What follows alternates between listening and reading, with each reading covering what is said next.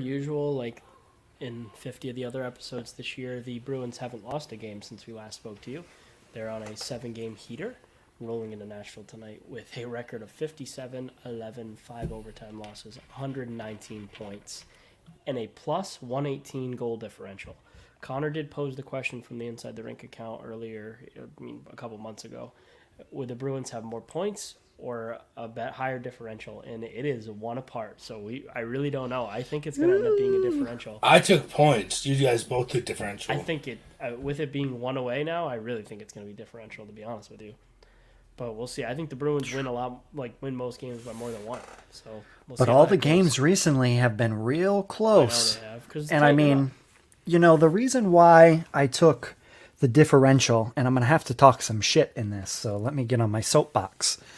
What I wasn't expecting to do is for the Bruins to go against Brad Marchand, who talked a whole lot of shit about resting players and load management. And guess who didn't play last weekend and stayed back in Boston? I guess this is the NBA now. Guess this is the NBA. I agree with it. I think they should do it. I don't want any of these guys getting hurt. Especially with Marchand not being 100%. Let him I'm not rest. saying I disagree with it. I just had to... I know, they did act like it wasn't going to happen. Had to throw the jab there because he was very much against it. And what's really funny is the Bruins account made we left the Lambo in the garage post after beating Carolina, and Vinny Trocheck plays for the New York Rangers. Yeah. Sorry. Sorry. Yeah, but it was still with them. I thought. It's still, give it to him. Yeah, I still laughed at that. Fuck Carolina. I think so. That was a great laugh. Biggest thing with the last 2 games we played against Tampa and Carolina, Cooper and Rod Brendamore never stop crying about the refs. It's like, guys, come on, just give it a break. I mean, they're both great coaches, but it's like, ugh, they just they know that they're gonna have to. Like, I know. Everybody is preparing and pandering for the off season. Like, I think we saw that at the start of the Tampa Bay game, for the postseason. Sorry. We saw that at the beginning of the Tampa game. We're not talking about the Leafs. The Leafs are getting ready for the offseason.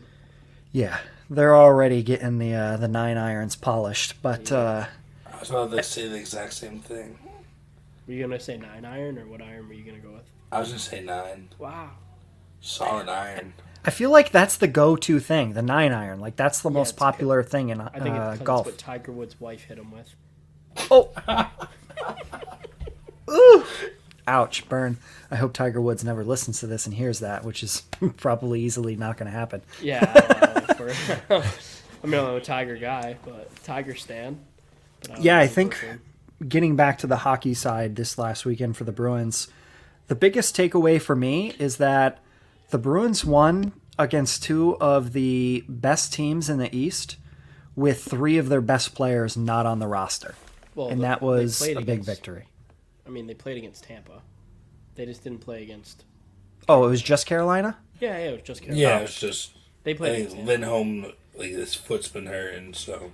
Yeah. Oh, okay. I missed that one. Like I said, I've been kind of disconnected the past 2 weeks, and I thought I saw it was both. Oh, that's all right. What the heck was that? Sounded like someone at F1. Motorcycle. Right? Yeah. Damn. Wow, American. Motorcycle So, right everyone's past my knowledge, house. Connor is in a biker gang. He has a cut. He is in a biker gang. He's a Hell's Angel. And assless chaps. Yeah. Absolutely. It's absolutely necessary. Easy access. Yep, exactly. That's what you need. But I digress. The Bruins, it's hard to... It's weird because they've been doing so good this year. They're almost like boring to talk about. Like it's a lot more fun when we get to yell about them.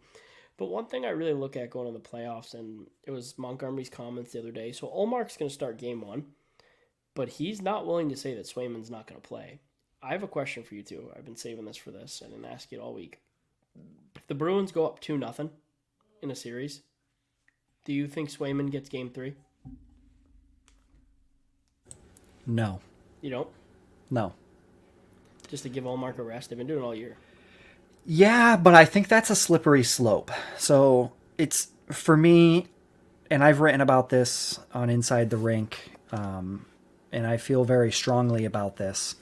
The Olmark contract was written specifically in a way where his full no-move clause ends after this season.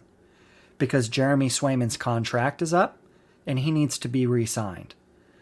The Bruins are going to go one of 2 ways. If Swayman comes in and he plays a bunch of games in the playoffs, and he's good, Olmark won't keep playing. They're going to ride Swayman, and they're just going to decide right then and there that Olmark's probably going to be gone this offseason because Jeremy Swayman's going to get paid big time. Or they will ride Olmark to try and keep the cost on Swayman as low as possible. To be honest with you, I don't think they're thinking about that at all. They're just thinking about trying to win a cup. I really don't think they're thinking about any of that. I mean, I think it's reality. I think they can because the results are the same no matter which goaltender's in net, so it doesn't matter. Swayman really is just as good. So he's gotten locked in. My only thing is, I think they'd only do it for round 1 and just round 1. Oh, yeah. I really mean round 1. I don't mean in the playoffs. Olmark is a little bit better. It's not much, but he's a little bit better. That little bit is like win the Vezina. But you really look at it like, so Swayman is this is the Matt Murray against. And Marc-Andre Fleury in Pittsburgh situation. Yeah. They kind of yanged and yanged. Yeah, it's too and Matt Murray ended up stealing the job from Fleury, and they ended up letting him go in the expansion draft. Yeah, it's a little different situation age-wise. But still, I mean, Linus is in first in goals against. Obviously, we know that. Swayman's in third. Save percentage, Linus is first. Jeremy's fourth. Shutouts, Jeremy is tied for second. Linus is probably tied for fourth. I think he has 2. But still, like, the Bruins they're just so lucky, and they've been so lucky. Like, we went from Thomas to Rask to Olmark Swayman. It's crazy what we've done with. And I mean, I think it's hands down. They're gonna win the best goalie tandem award. What is it? The Jennings Trophy. The Jennings, correct. They're gonna win that. That's a runaway. So that's that awesome. Article will drop next Saturday, noon Eastern, for all you people who pay attention. Oh, it's already written? Yeah. The Vezina Trophy dropped last weekend, so, the brief history on the Vezina Trophy is out there. History. Yeah. And then the brief history of the Jennings Trophy, there'll be an article about that next Saturday. You wrote those? Yep. Nice. Good work, man. He's back. He's back, yeah. Let's take a look at one more thing here. I know that Kevin wanted to talk about. I'm sure you guys have more topics, but just top of mind here. On Pasta. Pasta has 51 goals, 46 points, 9 games left. I think we can guarantee 100 points, right? Yeah, 100%. Probably. How many goals do you think he beats Cam Neely's record of 55 goals? Yeah. I think so. We're talking about it's tough. He might not play. Might not play after tonight. Tonight, no. Bruins win tonight, Carolina loses, and the Carolinas playing Tampa. We clinched the President's Trophy. The Bruins don't care about that record. But I don't know. Pasta might just want to keep playing. So, my whole thing with that is, yeah, like you said, not the whole history, but like Pasta's a guy, he doesn't want to come out. No. He's like a Martian. They want to play. And with Pasta, think about it, he go have a 3-4 goal game night. Boom, ties the record. So, and there's a couple teams on here that it's very possible he could do that. So here's the rest of the season for Boston: Nashville, Columbus, Pittsburgh, St. Louis, Toronto, New Jersey, Philly, Washington, Montreal. You've got 4 big stinkers in there. I wonder what David Pastrnak's stats against Philly are. I bet you they're out of this world. I really, like, he dominates them. I think back to the game, the Tahoe game, where he popped 4. Was it 3 or 4? Do you guys remember? I don't remember. I think it was 3. But just like in 27 games against the Flyers in his career, he's got 21 goals, 14 assists, and is at plus 17. Yeah, he's got 35 points, dude. No, how many points? Is that assists or is that points? That's 21 goals and 14 assists, 35 points in 27 games. Yeah. And plus 17. Rips them apart. Literally rips them apart. That's what I'm like. He has 3 hat tricks against them. It's just, that's a team he dominates. That's for sure. Philly don't like seeing Pasta coming to town. You guys got any other Bruin stuff? Okay, here's another good thing for you. What is your, I think the first 2 lines are set. What are your third and fourth lines if the Bruins are fully healthy? I hate this question. Want me to give mine first? Sure, you always go first, but it's all right. No, okay. I won't talk then. No, you go, Kevin. No, no. So, in the ideal world, Taylor Hall. Are we going Taylor Hall healthy? He's back. When I said everyone's healthy, that's what fully healthy. Yeah, okay. That's what that means. Sorry, I didn't really hear that. I wasn't really paying attention. And then you bitched that I was gonna. Okay. Yeah, my bad. So now I go Hall, Coyle, Bertuzzi, Foligno, Freddie, Hathaway. But I think you can Same. rotate Freddie and Nozick matchup based. Yeah, I think I agree with you. I just think that you can't take Trent Frederick and his 16, possibly 18, 19 goal scorer at the end of the year out of your lineup for no suck. Like it just That doesn't has make sense. 4. Yeah, I just don't see it. Like, and he's just as tough. And Felino Who's better in a Hathaway- face-off dot? Because that's going to be a huge part of that decision. Yeah, I mean, I think I Freddie's don't pretty know good that at answer. faceoffs. I don't know either. I really don't. And I know Felino's a center, so you have two centers there that you can side of the ice depend on, flip them in and out. But I don't know. I really don't know the answer to that. I can take a quick look, but we don't have enough data really for like what. I mean, Freddie didn't take that many faceoffs. You know what I mean? That's just the reality of that. But he is in the dot. 29.2%. See what Nosek is. I'm gonna guess 31.4%, and I'm not looking. So 55.3. it's important. It's real important. That's Especially a in lot the of possession. playoffs where it's a possession. lot of chess game. Yeah, I just think that you can use Freddie though in more situations. Like I think Freddie's more important. I don't know. When I the think games get Freddie tough. brings a more physical element and he brings a more scoring element.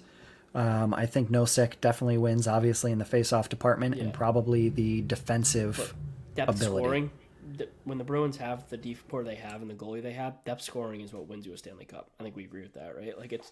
I don't know that Yeah. the Bruins need another defensive forward all that much. Like it's really like I think this is the Sean Thornton and Tyler Sagan scenario from 2011, right? Yep. Like Sean Thornton played all the way up until they got into that final series for the most part, and then Tyler Sagan came in and he played the rest of the way. Can't forget about Sagi's 2 goals against Toronto though. Those goals were huge, huge goals. Or were they against Tampa? Game he scored the 2 goals. Tampa. Was that in 2011? It was, yeah. Okay. I think. I don't know. My brain. And I merged that and the Blackhawks lost year together a lot in my like when I flash back to it. But Because I swear that they played Montreal, Tampa, Pittsburgh, and then they didn't Vancouver play Pittsburgh. that year. No, it was no. The Eastern Conference Finals was the Leafs. Am I wrong? I think you're wrong. Um, I think it they ended up definitely played. It being. was because there's a lot of Game 7s. 1 second. Let me just. I can tell you quick. Let's just take a look. I think it went Pittsburgh, No, it was wait, Montreal, they, Tampa. Wait. They 100% played the Flyers. They swept the Flyers. In 2011? Yeah, didn't they? I can't remember. I Yeah, know they that did. in 2010 they did the reverse sweep of the Yes, Flyers where yes. they took the first 3 and lost Yep. the last 4. Yep. I'm just trying. Okay, here we go. Look at the 2011 Stanley Cup run. So the Bruins. So they won a Game 7 against Montreal. They won a Game 7 against Tampa. They Vancouver, Montreal, Tampa, Philly. It was Philly.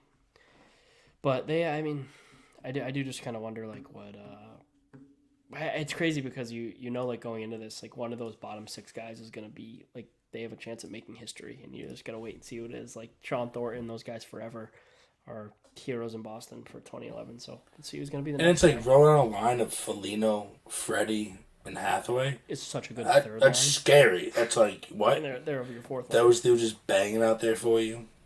So, I'm about it. And they can score, too. It's like, that's a great fourth line to have. Like you said, it could be a third line on most teams. So, Agreed. Let's get into some salt of the East. Let's get into kind of like what we're seeing around the East.